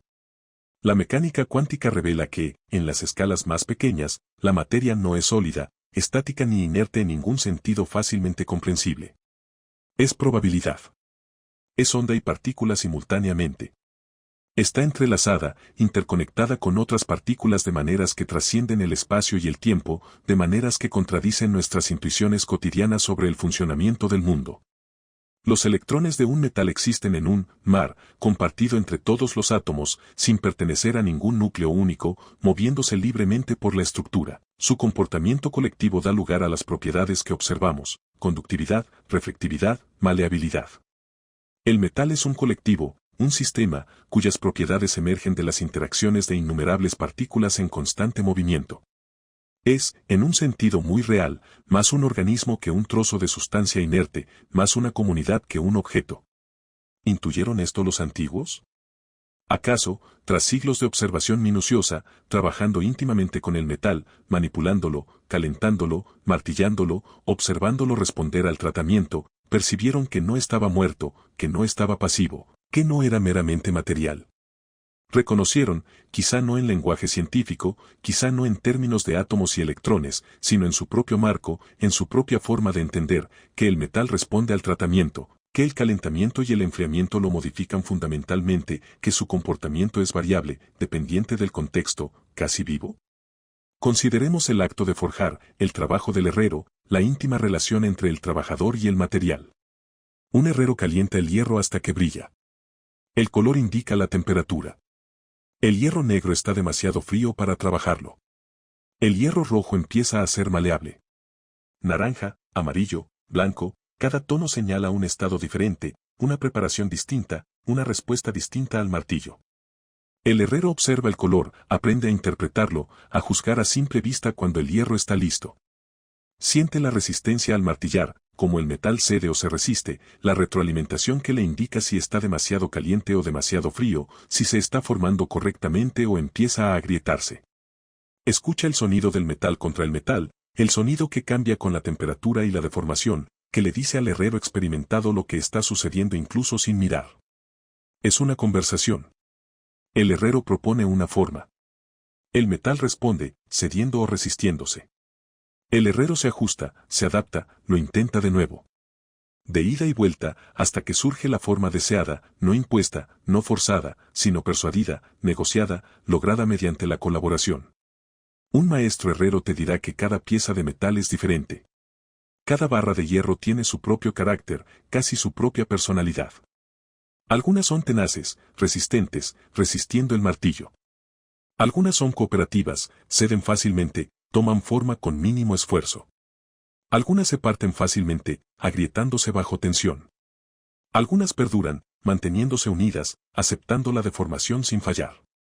Esto no es romanticismo. No es antropomorfizar para un efecto poético. Es observación empírica. Las variaciones en la composición, en la distribución de impurezas, en la estructura del grano del metal, en la historia de cómo se produjo, todo afecta cómo se comporta el metal bajo el martillo. Y el herrero, a través de la experiencia, tras miles de horas en el yunque, aprende a leer el metal, a sentir su naturaleza, a trabajar con él en lugar de contra él. La antigua creencia de que el metal debe abordarse con respeto, con rituales y con la mentalidad adecuada, quizás encierra sabiduría práctica. Los rituales aseguran la concentración, la preparación y el estado psicológico adecuado para la intensa concentración requerida. Las oraciones y ofrendas crean una mentalidad propicia para la observación minuciosa, la atención a la retroalimentación y la paciencia necesaria para el trabajo. La creencia de que el metal está vivo fomenta la observación atenta de su comportamiento, la sensibilidad a sus respuestas y un enfoque colaborativo en lugar de dominante. No se trata de que la superstición sustituya a la técnica. Se trata de que la superstición la apoye, integrando el conocimiento en un marco que garantiza su correcta práctica y su fiel transmisión a la siguiente generación. Y quizás había más. Quizás, en algunas tradiciones, el conocimiento era más profundo, la comprensión más sofisticada. Quizás los rituales contenían instrucciones que ya no reconocemos, procedimientos disfrazados de ceremonia, conocimientos técnicos camuflados en lenguaje religioso para protegerlos, para limitar el acceso, para garantizar que solo quienes se sometieran a la formación completa, aprendieran los mitos y los significados, y demostraran compromiso y capacidad, poseerían el conocimiento completo. Las oraciones hititas para la purificación del hierro describen ciclos específicos de calentamiento y enfriamiento. Calentar el hierro. Dejar que se enfríe lentamente. Calentarlo de nuevo. Enfriarlo en agua. Repetir varias veces. Estas no son acciones puramente simbólicas. Son procesos metalúrgicos reales necesarios para eliminar impurezas y controlar la dureza, para lograr las propiedades que hacen útil al hierro. Las oraciones las describen. Las ceremonias las representan. Y el lenguaje las considera sagradas, como si requirieran la presencia divina, la aprobación divina. ¿Eran estas acciones puramente simbólicas o eran mnemotécnicas, formas de recordar el proceso metalúrgico correcto en una cultura que no podía escribirlo o que optó por mantenerlo en secreto ocultándolo en un lenguaje religioso accesible solo para los iniciados? Los himnos védicos que mencionan la metalurgia contienen referencias a plantas y minerales utilizados en el proceso. Algunos de estos pueden ser identificados por eruditos que comprenden tanto el sánscrito antiguo como la química moderna. Ciertas plantas, al quemarse, producen cenizas ricas en carbonato de potasio, un fundente que reduce el punto de fusión de las impurezas de sílice, permitiéndole separarse más fácilmente del metal, formando escoria que puede verterse o eliminarse. Esta es química práctica, esencial para una fundición exitosa. Pero se describe en los himnos como una invocación al espíritu de la planta para ayudar al espíritu del metal, como una relación entre seres vivos, como cooperación más que como una reacción química. Se conservó esta química práctica en versos poéticos, disfrazada de mitología, transmitida a través de la literatura religiosa porque era la única manera de preservarla en una cultura predominantemente oral. Los herreros africanos de los Dogones, los Bambaras y muchos otros pueblos de África Occidental poseen conocimientos de tratamiento térmico, de endurecimiento selectivo, de creación de herramientas con cuerpos blandos y filos duros, herramientas que combinan flexibilidad y resistencia, que no se rompen al impacto, pero que mantienen un filo afilado.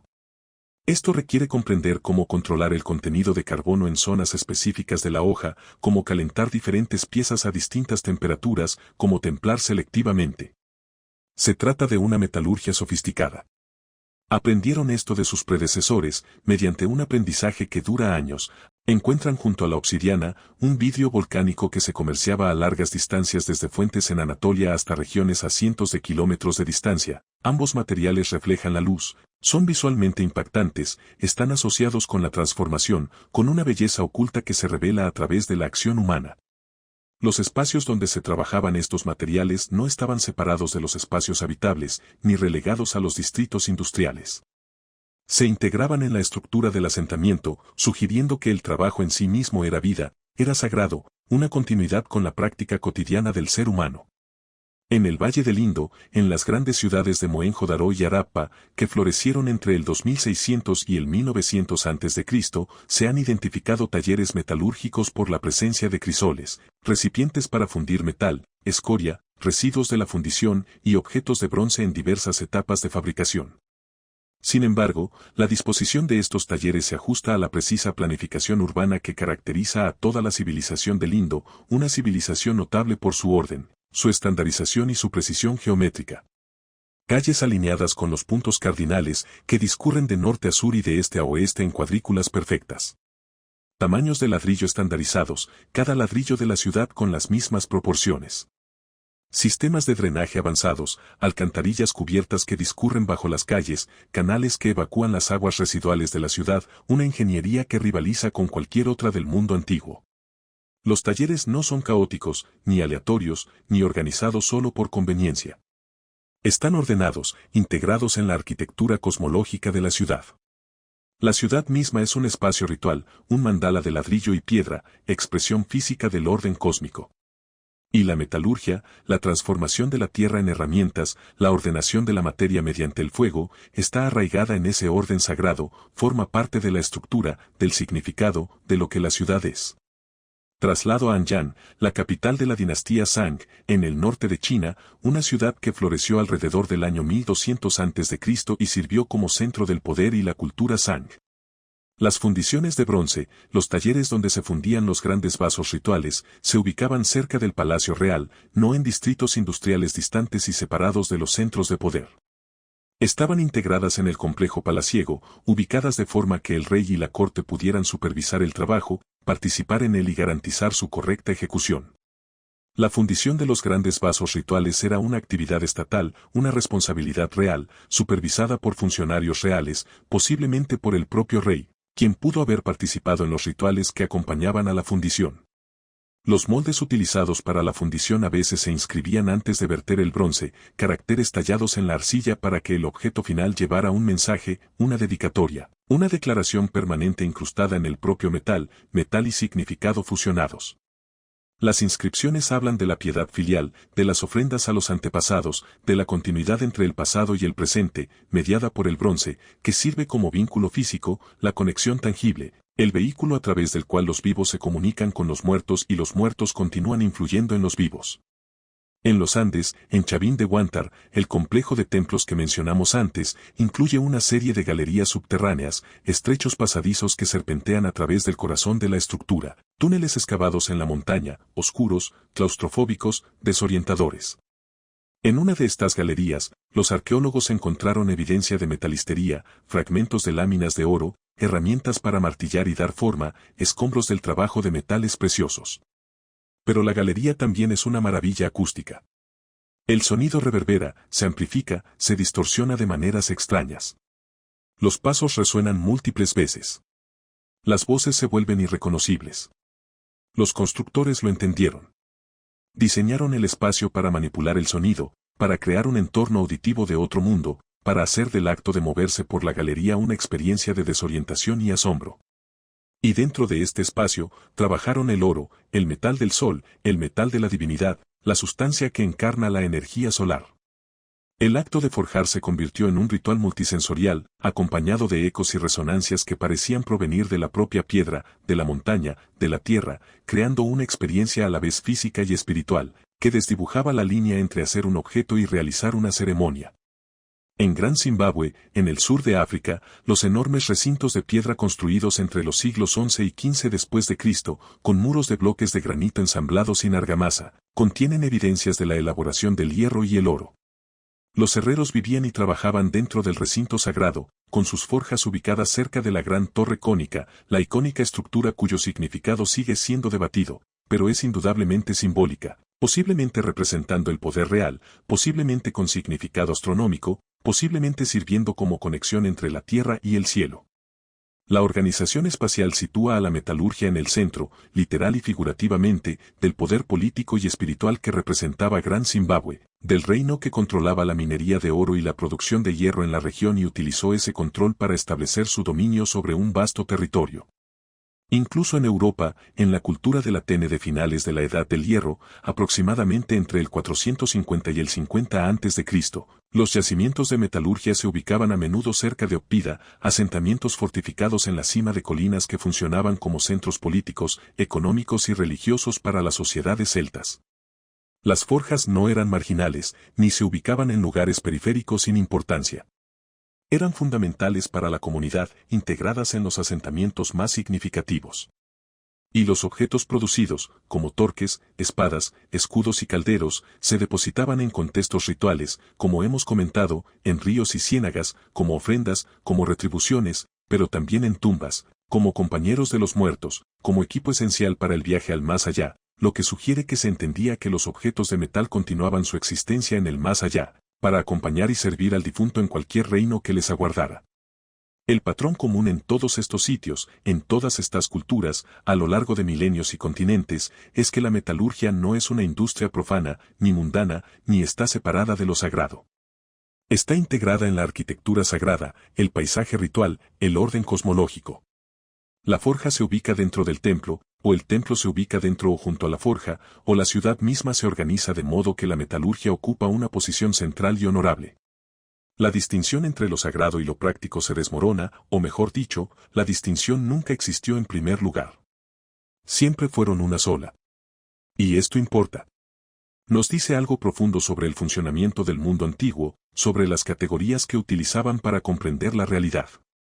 La creencia en la naturaleza viva del metal no era una afirmación teológica abstracta hecha por sacerdotes en templos e ignorada por artesanos prácticos en talleres. Era una práctica. Estaba integrada en el mundo físico. Los espacios donde se transformaba el metal eran en sí mismos espacios transformadores, diseñados para facilitar no solo el proceso técnico, sino también la transacción espiritual, la negociación con las fuerzas que gobernaban la materia, la energía y la vida. Esto también se observa en la orientación de los hornos, en la ubicación deliberada de las estructuras utilizadas para la fundición y la forja. En muchos lugares del mundo, los hornos están alineados con los puntos cardinales, con los 4 puntos cardinales, norte, sur, este y oeste. O bien, están orientados hacia el sol naciente, hacia el punto del horizonte donde aparece el sol en el equinoccio o el solsticio. O bien, están alineados hacia montañas prominentes consideradas sagradas, picos que aparecen en la mitología local y que se cree que están habitados por dioses o espíritus.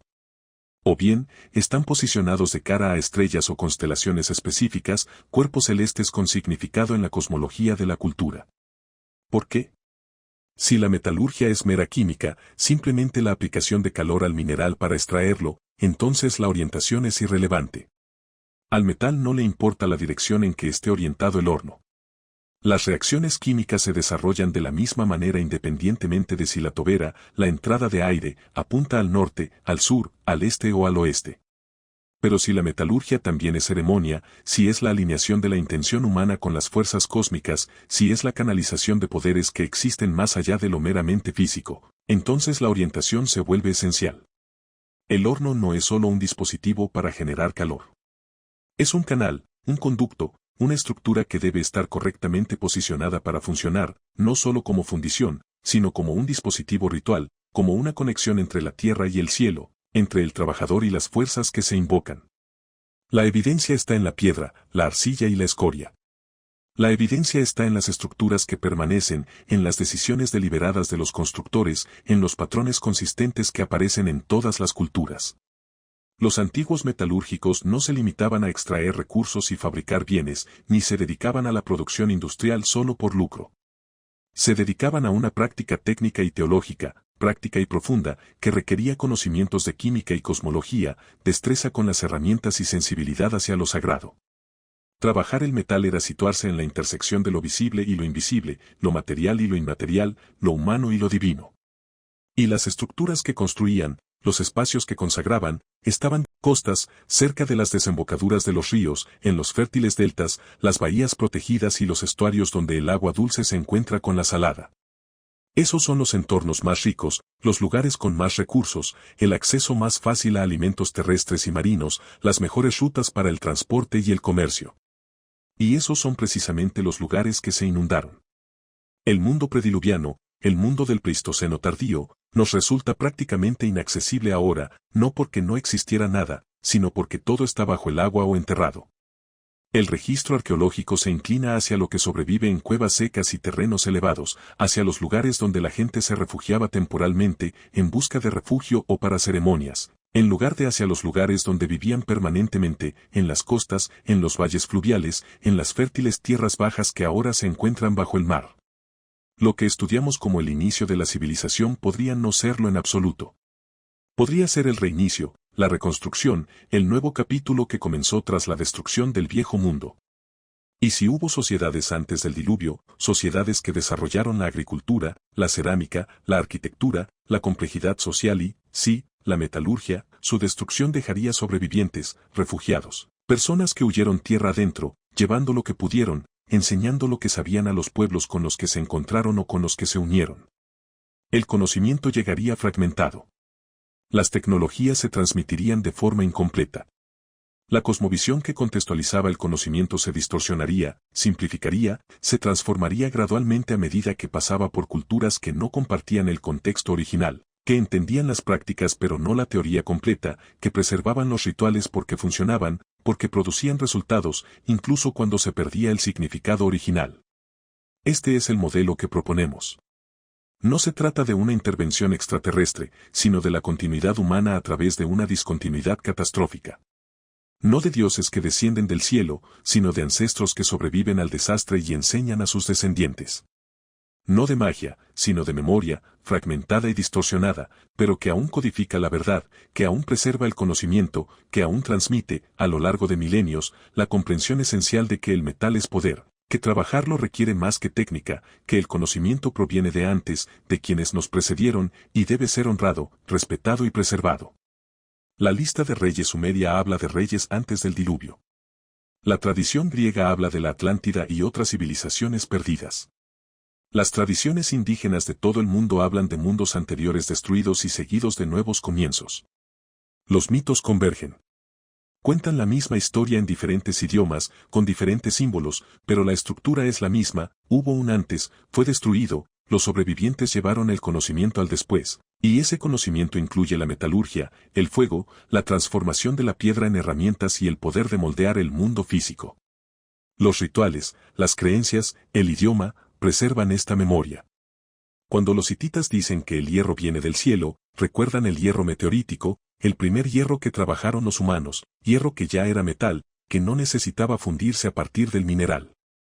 Cuando los sumerios dicen que el herrero es pastor de metales, preservan una metáfora que sugiere guía en lugar de dominación, que sugiere que los metales tienen una naturaleza propia que debe respetarse. Cuando las culturas de todo el mundo describen los metales como nacidos en lugar de hechos, codifican una comprensión de la transformación como un proceso natural, análogo a la vida, como participación en el desarrollo del potencial hacia la realidad. Y si podemos recuperar incluso una fracción de la perspectiva antigua, incluso un atisbo de la cosmovisión que hacía que un herrero rezara antes de golpear el yunque, que hacía que una cultura enterrara oro como ofrenda, que hacía que un pueblo creyera que el hierro venía de las estrellas y llevaba el poder del cielo, entonces tal vez recuperemos algo esencial sobre nosotros mismos, sobre nuestro lugar en el mundo, sobre nuestra relación con la materia, con la realidad física que habitamos y damos forma. Quizás la lección no se trate del pasado en absoluto. Quizás se trate del presente, del futuro, de cómo nos relacionamos con el mundo ahora y cómo podríamos hacerlo de manera diferente. Los antiguos metalúrgicos, en sus ceremonias, en sus oraciones, en su creencia de que el metal estaba vivo, establecían una relación con la materia que nuestra era industrial ha abandonado. Ahora vemos el metal como una mercancía, como un recurso que debe extraerse lo más barato posible, procesarse con la mayor eficiencia posible, consumirse, desecharse, olvidarse. Hemos perdido el sentido de la relación, la sensación de que el mundo material no es inerte, ni pasivo, ni una simple colección de recursos esperando ser explotados, sino participativo, receptivo y merecedor de respeto. ¿Qué significaría abordar el mundo físico como si estuviera vivo? No literalmente, no en un sentido sobrenatural, sino reconociendo la complejidad, la capacidad de respuesta y la interconexión que la ciencia moderna revela a todos los niveles. Los ecosistemas no son conjuntos de recursos. Son comunidades, sistemas, redes de relaciones. Los materiales no son sustancias inertes. Son estructuras dinámicas, arquitecturas atómicas y moleculares en constante movimiento que responden a las condiciones y cambian con el tiempo. Trabajar hábilmente con cualquier parte del mundo físico requiere atención, observación, sensibilidad a la retroalimentación, adaptación y humildad. Requiere, en un sentido muy real, relación. Imagina abordar tu propio trabajo, sea cual sea, con la mentalidad del antiguo herrero. Preparándote mental y emocionalmente antes de empezar, creando el estado interno, la actitud y el enfoque adecuados. Reconociendo que los materiales con los que trabajas tienen su propia naturaleza, carácter y propiedades que deben comprenderse y respetarse en lugar de forzarse. Escuchando la retroalimentación, la forma en que tus materiales responden a tus acciones, ajustándote, adaptándote, aprendiendo de la resistencia o la cooperación que encuentres. Tratando el proceso como una conversación, como una colaboración, como el logro de algo que surge de la interacción entre tu intención y la naturaleza de lo que trabajas. ¿Qué cambiaría? ¿Cómo sería diferente tu trabajo? ¿Cómo sería diferente tu experiencia laboral? Imaginemos un mundo donde la creación de objetos aún se entendiera como un acto sagrado, donde el creador asumiera la responsabilidad no solo de la función de lo que hacía, sino también del significado, del impacto, de todo el ciclo de vida, desde la materia prima hasta el objeto terminado, y su eventual eliminación o retorno a la tierra. Donde la línea entre artesanía y ritual no se borrara, sino que se reconociera como algo que nunca existió, donde crear fuera inherentemente significativo, conectado intrínsecamente con cuestiones más amplias de valor, propósito y relación. Esto no es un llamado a regresar a la edad de bronce, ni una fantasía romántica de abandonar la tecnología moderna y vivir como nuestros antepasados. Eso no es posible ni deseable. Pero es un llamado a recordar que el conocimiento es más que datos, que la comprensión es más que mecanismos, que nuestra relación con el mundo material puede ser, ha sido y quizás debería volver a ser una relación de respeto, de asombro, de reconocimiento de que incluso la materia, incluso el metal, incluso la sustancia física que moldeamos y utilizamos, participa en el misterio de la existencia. Los antiguos metalúrgicos trataban los metales como seres vivos. No se equivocaban. Veían algo que hemos olvidado ver. Percibían algo que nuestras categorías modernas oscurecen.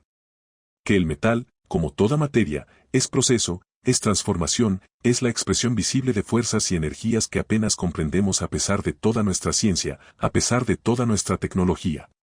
Que a nivel cuántico, a nivel de átomos y electrones y de la extraña danza de partículas que subyace a toda la realidad física, no existe la materia, muerta. Solo existe materia en diferentes estados, diferentes configuraciones, diferentes relaciones, toda ella dinámica, toda ella interconectada, toda ella participando en el vasto, complejo y cambiante proceso que llamamos realidad. Y si podemos recuperar incluso una fracción de la perspectiva antigua, incluso un atisbo de la cosmovisión que hizo que un herrero rezara antes de golpear el yunque, que hizo que una cultura enterrara oro como ofrenda, que hizo que un pueblo creyera que el hierro venía de las estrellas y llevaba el poder del cielo, entonces tal vez recuperemos algo esencial sobre nosotros mismos, sobre nuestra naturaleza, sobre nuestra capacidad de relación, sobre nuestro lugar en el cosmos como seres que son a la vez materiales y conscientes, que son a la vez parte del mundo físico y observadores de él, que pueden dar forma a la materia a través de la intención, la habilidad y el conocimiento, pero que deben hacerlo con conciencia, con respeto, con reconocimiento del acto profundo que representa dar forma. La civilización que trataba a los metales como seres vivos no se ha perdido. No es un pueblo desaparecido cuya sabiduría nos resulta inaccesible. Está aquí. Somos nosotros. El recuerdo está codificado en los rituales que persisten, en las palabras que aún usamos, en los objetos que sobreviven en museos y yacimientos arqueológicos, en los mitos que aún resuenan incluso cuando ya no los creemos literalmente. Y la pregunta que persiste, la pregunta que llevarás contigo al caer en el sueño o al despertar, no es si los metales están vivos en algún sentido sobrenatural que viole las leyes de la física. La pregunta es, ¿qué más tratamos como muerto que podría, si lo miráramos con más atención, si escucháramos con más atención, si nos acercáramos con la reverencia y atención de los antiguos herreros, revelarse vivo, receptivo, digno de relación en lugar de ciencia moderna y regresar a cosmovisiones precientíficas? Sino que debemos reconocer lo que ellos entendían y nosotros hemos olvidado, que las relaciones importan, que la atención importa, que el respeto importa, que el mundo material no es una colección de objetos muertos esperando ser utilizados, sino una comunidad de seres, de procesos, de sistemas de los que formamos parte, no estamos separados, y que nuestras acciones dentro de esa comunidad tienen consecuencias, crean ondas, afectan al conjunto de maneras que quizá no veamos inmediatamente, pero que son reales. Si abordáramos nuestra tecnología, nuestra industria, toda nuestra civilización material, con tan solo una fracción de la reverencia que los antiguos herreros dedicaban a sus forjas, ¿qué cambiaría? Si viéramos la extracción de recursos no como minería, sino como tomar, recibir, como entablar una relación que implica tanto obligación como beneficio, ¿qué haríamos de manera diferente?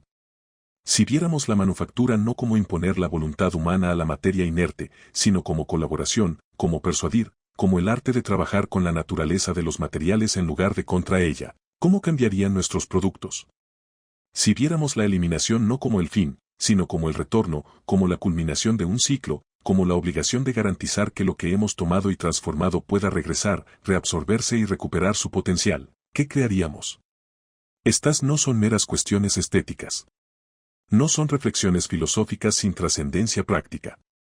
Son preguntas sobre la supervivencia, sobre la sostenibilidad, sobre si la civilización humana puede continuar su trayectoria actual o si debemos cambiar radicalmente nuestra relación con el mundo material. Y la cosmovisión antigua, la que consideraba a los metales como seres vivos, ofrece un modelo, no un plano literal, sino un marco, una forma de pensar que podría ayudarnos a afrontar los desafíos que enfrentamos. Nos encontramos ahora en nuestra propia forja, en nuestro propio momento de transformación. Tenemos el poder de remodelar el mundo físico a escalas sin precedentes en la historia de la humanidad. Podemos dividir átomos. Podemos modificar genes. Podemos alterar el clima de todo el planeta. Poseemos poderes que los pueblos antiguos habrían atribuido a los dioses. Y la pregunta es, ¿poseemos la sabiduría para usar esos poderes responsablemente? ¿Tenemos los marcos, los valores y las relaciones que nos guíen para ejercer el poder sin causar catástrofes? Los antiguos herreros decían, acércate con reverencia. Prepárate. Reconoce lo que haces. Reconoce el poder que ejerces. Trata la materia con la que trabajas como si tuviera naturaleza, carácter, presencia. Escucha. Observa. Adáptate. No fuerces. No domines. Colabora. Y cuando hayas terminado, cuando el objeto esté hecho o la obra esté completa, reconoce lo logrado, asume la responsabilidad y comprende que lo que has creado ahora forma parte del mundo, lo afectará e interactuará con él de maneras que quizás no puedas controlar ni predecir por completo. Esta era la función del ritual. Este era el significado de la ceremonia. No la superstición. No la ignorancia. No la confusión primitiva. Sino la sabiduría. La sabiduría para reconocer que el poder sin responsabilidad es destrucción, que la técnica sin valores es peligrosa, que la capacidad de transformar la materia requiere la madurez para comprender lo que significa la transformación. Necesitamos esa sabiduría ahora. Quizás siempre la hayamos necesitado, pero ahora es más urgente que nunca, porque nuestro poder es mayor, nuestro impacto es mayor, nuestra capacidad de cambiar el mundo, para bien o para mal, no tiene precedentes. Y, en general, estamos ejerciendo ese poder sin los marcos que desarrollaron los pueblos antiguos, sin los rituales que imponía la responsabilidad, sin la cosmovisión que consideraba la materia digna de respeto. Tratamos la tierra como muerta. Tratamos los recursos como inertes. Tratamos las consecuencias de nuestras acciones como externalidades, como problemas que pueden resolverse posteriormente, como costos que pueden ignorarse o trasladarse. Y esta es, quizás, la consecuencia última de olvidar lo que sabían los antiguos metalúrgicos, que todo está conectado, que cada acción tiene consecuencias, que la materia misma participa en la realidad, responde al tratamiento y debe abordarse reconociendo que no estamos separados de ella, ni somos sus dueños, sino parte de ella, participantes en el vasto proceso de devenir que abarca tanto la conciencia como la materia, tanto la vida como el sustrato físico que la posibilita. La civilización que trataba a los metales como seres vivos comprendió algo que debemos recordar. Y quizás, en estos últimos momentos de esta meditación, mientras te preparas para dormir o despertar, mientras te mantienes en ese espacio liminal entre la conciencia y la inconsciencia, entre el pensamiento despierto y el sueño, puedas retener esta comprensión, llevarla contigo, permitir que actúe en ti de maneras que la mente consciente no puede dirigir por completo. Imagínate en la forja. Siente el calor. Observa el resplandor del metal, naranja, rojo y amarillo, luz líquida, la piedra transformándose en fluida, el potencial volviéndose real. Escucha el martillo golpeando el yunque, el sonido del metal contra el metal, el ritmo del trabajo. Y mientras trabajas, mientras imaginas trabajar, siéntete en relación con el metal, no dominándolo, no forzándolo, sino persuadiéndolo, guiándolo, escuchando sus respuestas, adaptándote a su naturaleza. Y a medida que la forma emerge, a medida que la herramienta, la cuchilla o el adorno cobran forma, reconoce lo que has hecho. Has transformado la materia. Has participado en el desarrollo de la realidad. Has creado algo que antes no existía. Y ese acto humano fundamental de crear, es sagrado, es profundo, es digno de admiración. Esto es lo que sabían los antiguos herreros. Esto es lo que enseñaban mediante sus rituales, sus mitos y su práctica cuidadosa y reverente. Esto es lo que hemos olvidado y debemos recordar. No las creencias específicas, ni los dioses o espíritus literales, sino la verdad subyacente, que la transformación es sagrada, que la creación es profunda, que trabajar con la materia es relación, y que el poder de moldear el mundo conlleva la obligación de hacerlo con sabiduría, cuidado y respeto. Y si podemos recordar esto, si podemos recuperar incluso un fragmento de esta antigua sabiduría, entonces tal vez podamos navegar los desafíos que enfrentamos, podamos usar nuestro poder sin precedentes con la responsabilidad que requiere, podamos crear un futuro que no sea meramente tecnológicamente sofisticado sino también sabio, no meramente poderoso sino también humilde, no meramente capaz de transformar la materia sino también capaz de hacerlo de maneras que honren lo que es la materia, lo que es el mundo, lo que somos. La historia de los metales y la humanidad no ha terminado. Continúa. Cada vez que extraemos minerales, fundimos metal, forjamos una herramienta o fundimos un objeto, participamos en una tradición milenaria que nos conecta con los primeros humanos que extrajeron cobre de la piedra, mezclaron estaño con cobre para crear bronce, aprendieron a fundir hierro, descubrieron que la materia podía transformarse, que lo oculto podía revelarse, que la intención y la habilidad humanas podían transformar el mundo físico. Y cada vez que hacemos esto, nos enfrentamos a la misma disyuntiva que enfrentaban los antiguos herreros, nos acercaremos con reverencia o con descuido. Trataremos lo que trabajamos como digno de respeto o como un simple recurso. Nos responsabilizaremos de lo que hacemos o externalizaremos los costos, ignoraremos las consecuencias, asumiremos que la materia está muerta y que nuestras acciones carecen de dimensión moral. Los antiguos eligieron la reverencia. Eligieron la relación. Eligieron la responsabilidad. Y al hacerlo, crearon no solo objetos, sino también significado, no solo herramientas, sino también cultura, no solo tecnología, sino también sabiduría. Comprendieron que la metalurgia era más que una habilidad. Era una forma de estar en el mundo, una práctica que moldeaba al practicante tanto como el metal, una relación que requería y desarrollaba ciertas virtudes, paciencia, atención, humildad y respeto. Hemos perdido en gran medida esta comprensión. Nuestra civilización industrial trata el metal como una mercancía.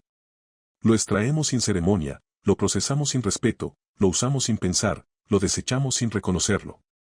Hemos ganado eficiencia, pero hemos perdido sentido. Hemos ganado poder, pero hemos perdido sabiduría.